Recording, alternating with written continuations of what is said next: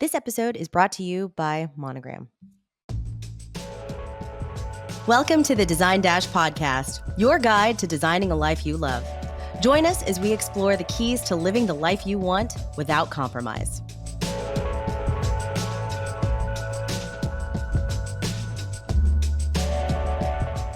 Hi, everyone. Welcome to the Design Dash podcast. This is our first podcast episode of 2025. I'm here. I'm Melissa. See, first day tech issues. Don't even know what's happening. I'm Melissa, and I'm here with my co-host Laura, and it's just going to be us today.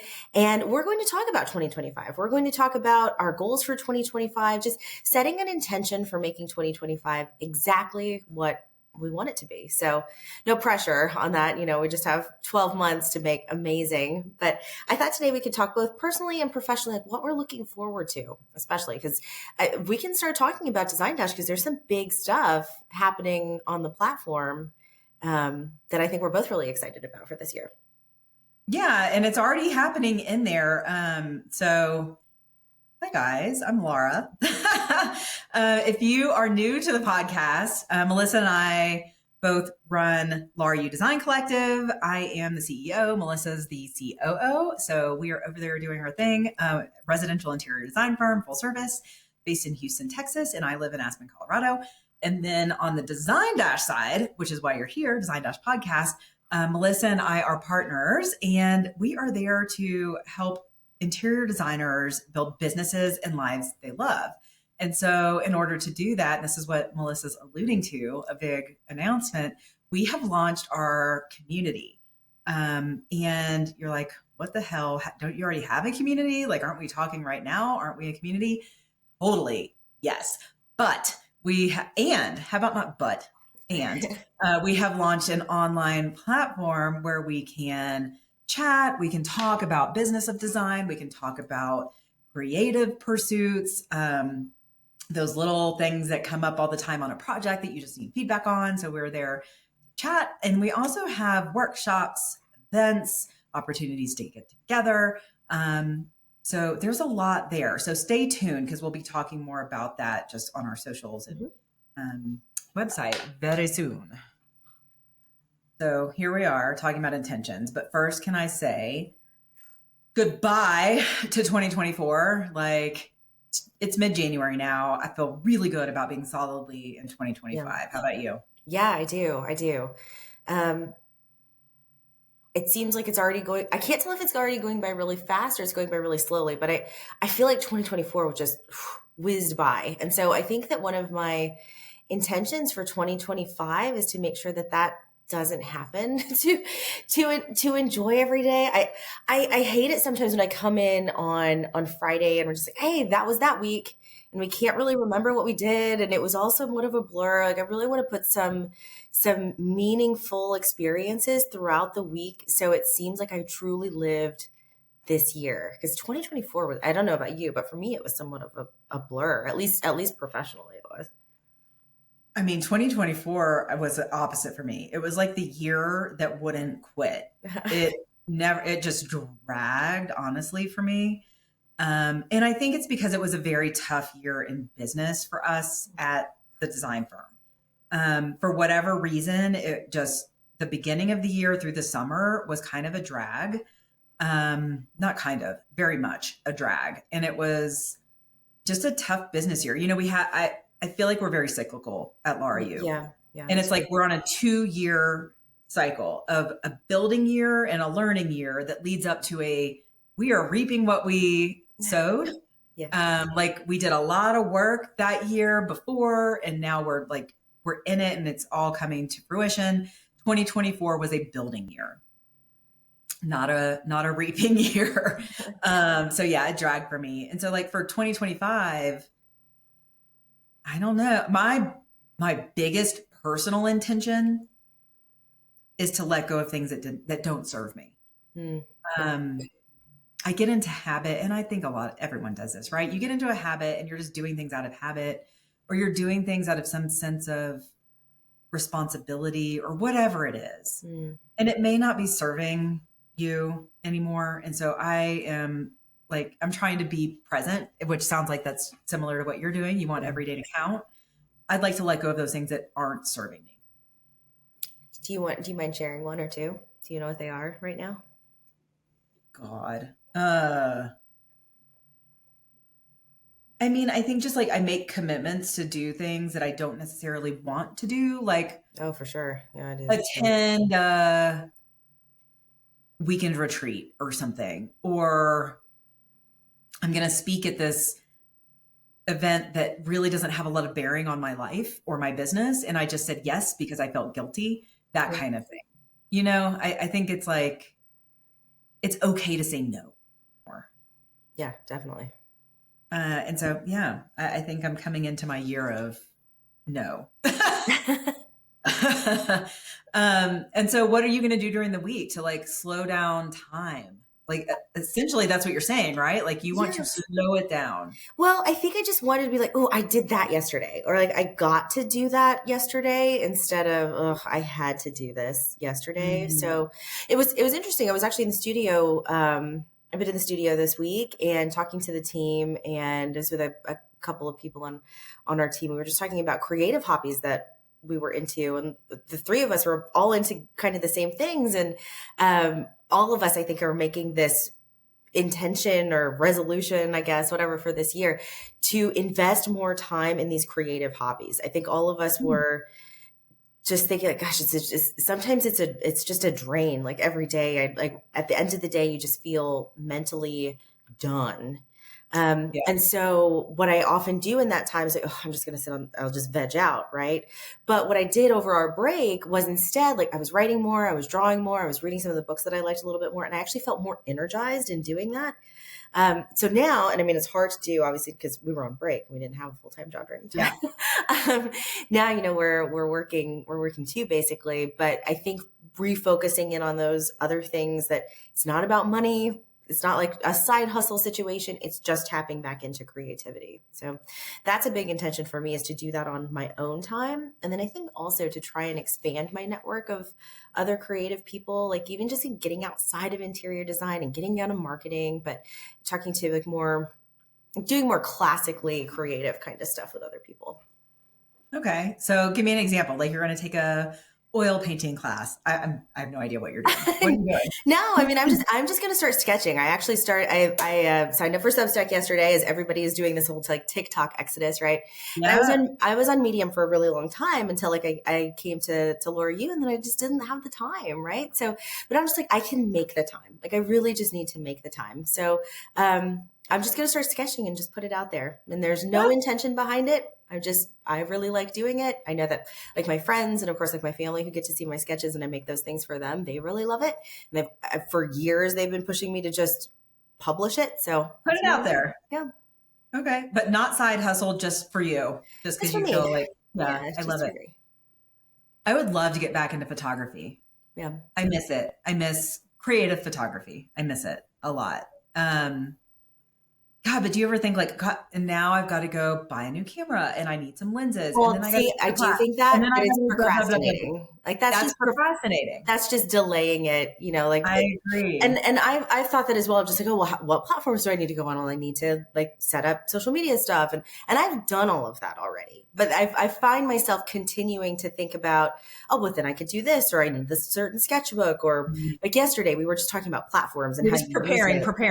Yeah. And like at some point in time, you just have to just do it. And so that's a big mantra for me, is, you know, just do it, just put it out there. Like what I'm doing instead, like I want to be doing the creative part. So why am I turning it into this tactical business sort of situation? Like just do it.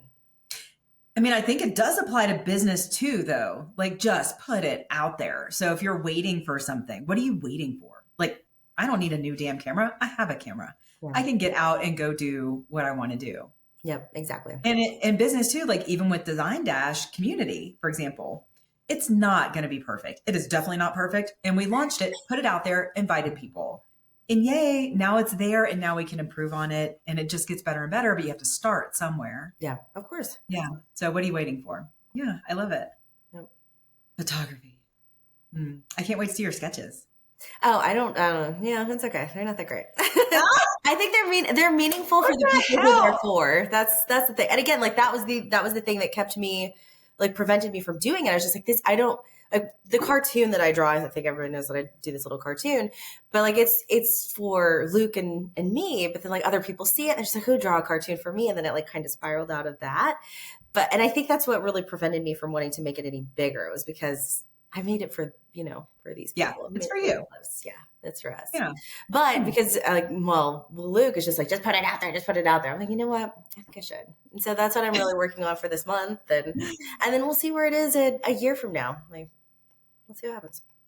See, you're getting more creative and actually putting things out there. And I feel like I'm almost the opposite, where I'm just like, okay, I've been doing these things and now I want to pull away a little bit and do less of that. And not creativity, more like I've joined committees and I've joined boards, and not all of it really speaks to who I am. I just did it at the time, and it just is a lot. It's a lot. It's a lot. And so, yeah, I'm going to pull back some. I started at the end of last year and I feel good about it. Like I had a lot of guilt at first, but now I feel good. Yeah. Why do you think you feel guilty? You feel like you have to do it?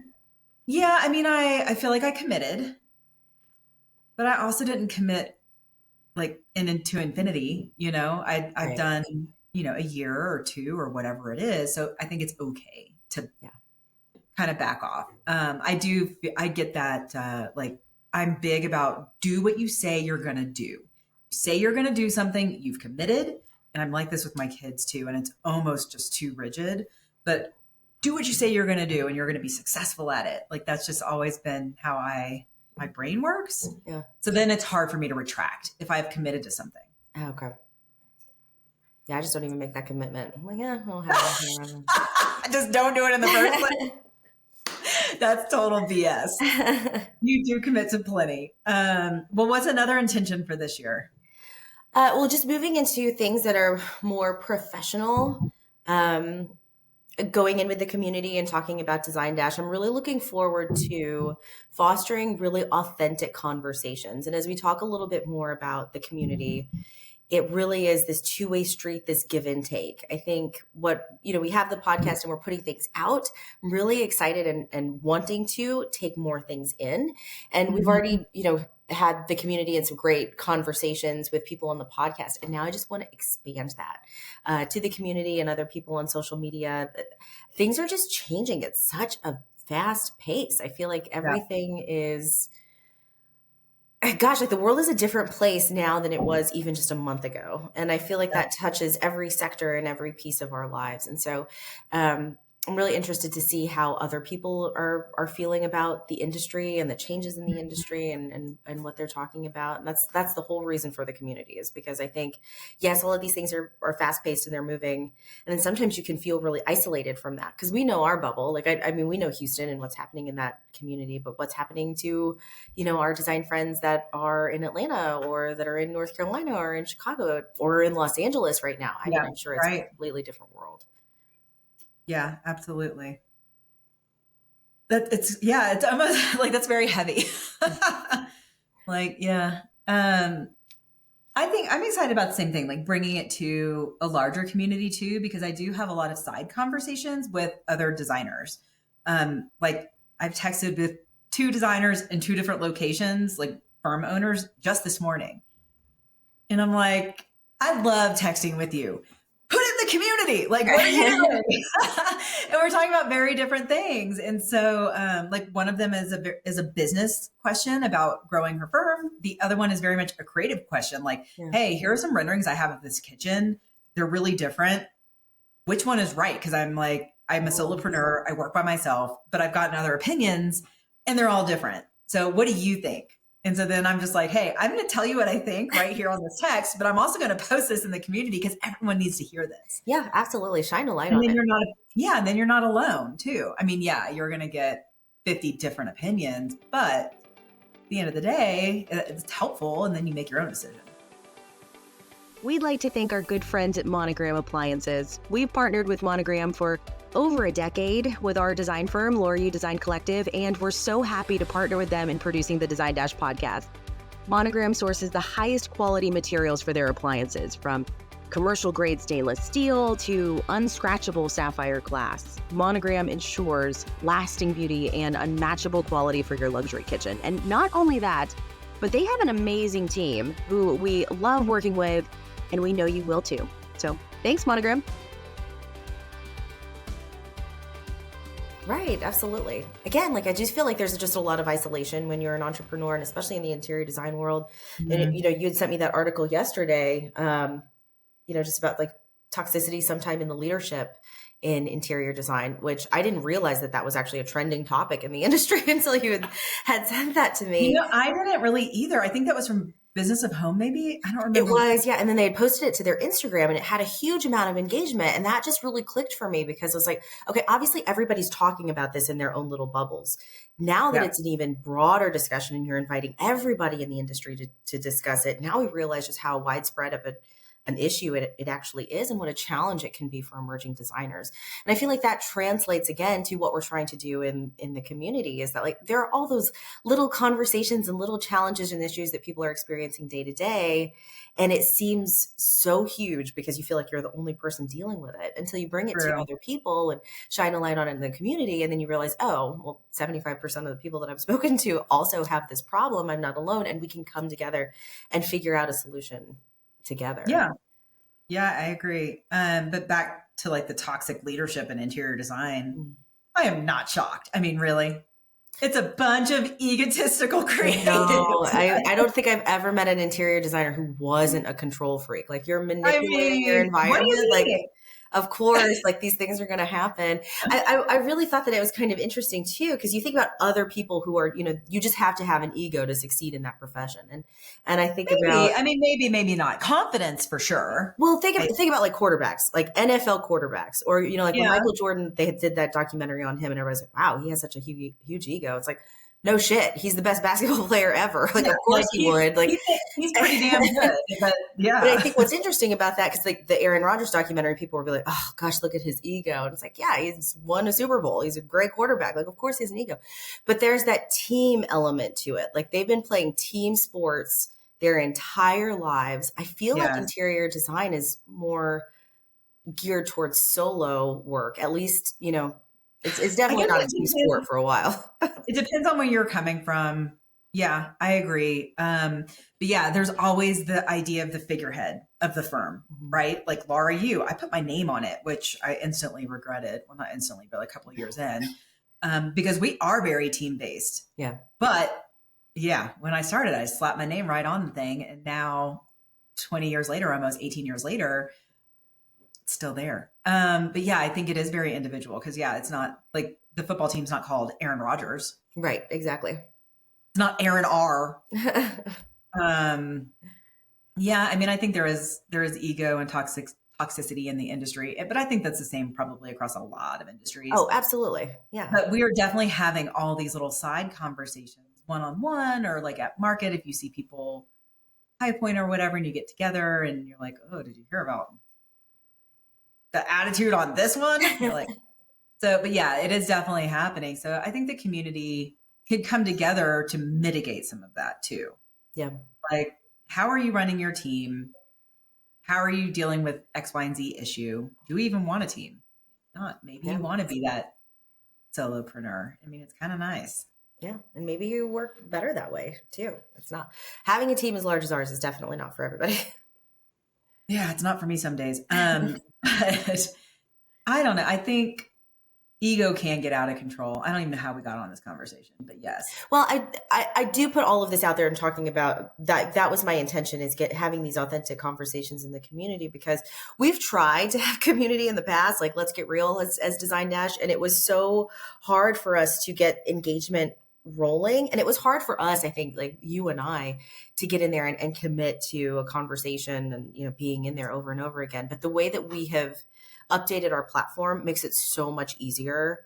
Oh my God, so nice. And so I am really trying to be intentional and deliberate about getting in there, sharing things that I really care about, and that I think that the community will really care about. And I'm going to try and do that all throughout 2025. Yeah, I mean, I agree. We have built this community before. This is not the first time. But we built it in Facebook. Right. And neither one of us enjoy that platform. So what were we thinking? I don't know. We were thinking, hey, It was there just are one of those designers. commitments we made, and they were like, "Why did we do that?" Let's backpedal that. Yeah, so we're definitely shifting over to our own platform, which God, it is a control freak thing. It totally is. This is childhood trauma showing up as control freak designer. But the platform's really nice. It's super organized. Everything's in its place. You know exactly where to find stuff. I mean, I kind of love it. It looks really good. And it's simplified. It's not a Facebook platform that's, sharing a bunch of ads No. and getting you over to this, that, or the other section. Like it's very tailored to exactly what you want to see. And I think that that's helping us engage in there even more because it's just easier and better.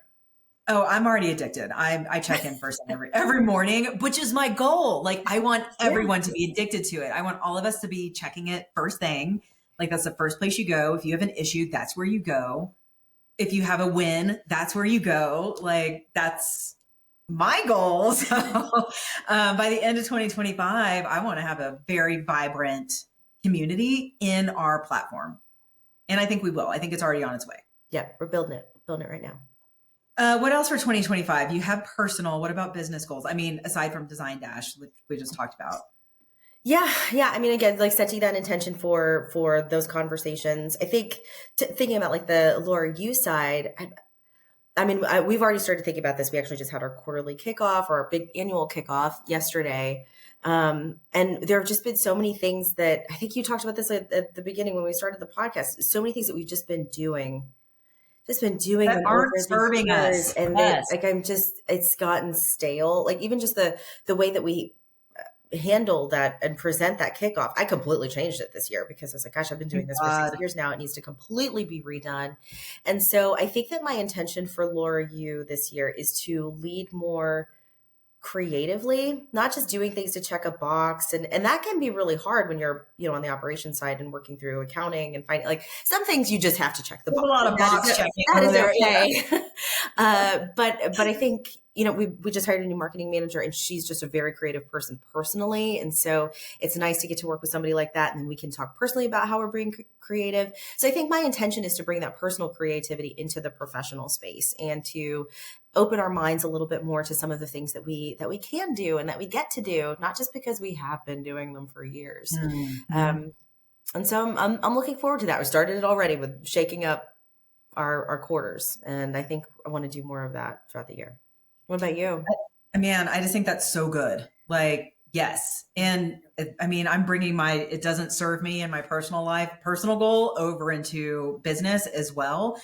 Exact same page. Like we've been doing these things on autopilot for so long, which served us so well at the beginning. Oh, yeah. We were too busy if you think about 2022, 2023, there was no other way to do it than autopilot because of how we had all of these systems in place that we had put into effect maybe 3 years before pandemic. I don't even know. But thank God we had them because yes, we were on autopilot. We were super busy. These things like the business was just running because we had systems in place. But now we're a different firm than we were during COVID. Yeah. Happily and intentionally. And so, yes, I think it's about taking a look at what no longer works or is needed or, is even necessary for what we're doing now. Just because we've been doing it in the past, it's not serving us now. Yep. Dump it or do it better. Like, I think that's the kiss of death. Just saying, well, we've always done it this way.